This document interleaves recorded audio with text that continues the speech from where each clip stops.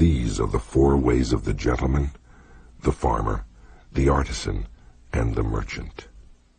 Comparing the way of the carpenter to strategy.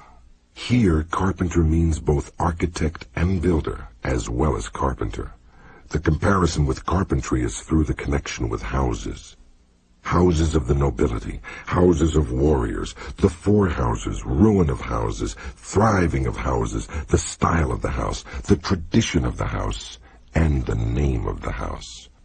The carpenter uses a master plan of the building, and the way of strategy is similar in that there is a plan of campaign. If you want to learn the craft of war, ponder over this book.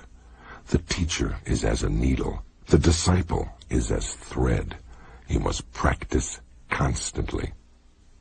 Like the foreman carpenter, the commander must know natural rules, and the rules of the country, and the rules of houses. This is the way of the foreman. The foreman carpenter must know the architectural theory of towers and temples, and the plans of palaces, and must employ men to raise up houses. The way of the foreman carpenter is the same as the way of the commander of a warrior house. In the construction of houses, choice of woods is made. Straight, unknotted timber of good appearance is used for the revealed pillars. Straight timber with small defects is used for the inner pillars. Timber of the finest appearance, even if a little weak, is used for the thresholds, lintels, doors, and sliding doors, and so on. Good, strong timber, though it be gnarled and knotted, can always be used discreetly in construction. Timber which is weak or knotted throughout should be used as scaffolding and later for firewood. The foreman carpenter allots his men work according to their ability. Floor layers, makers of sliding doors, thresholds and lintels, ceilings, and so on. Those of poor ability lay the floor joists, and those of lesser ability carve wedges and do such miscellaneous work. If the foreman knows and deploys his men well, the finished work will be good. The foreman should take into account the abilities and limitations of his men, circulating among them and asking nothing unreasonable. He should know their morale and spirit and encourage them when necessary. This is the same as the principle of strategy.